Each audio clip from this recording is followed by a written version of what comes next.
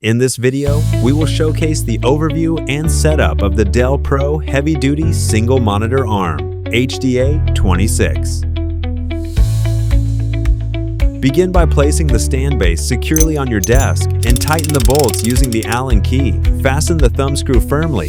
For safety, ensure the dual clamp is securely fixed on flat surfaces with a table thickness of less than or equal to 2.1 inches, 53 millimeters. Now, attach the lower arm securely onto the stand base, followed by the upper arm.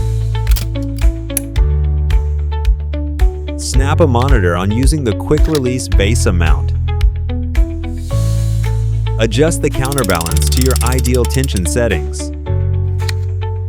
Tuck away all cables with the built-in cable management system. Allow adequate length of cable slack for smooth adjustments.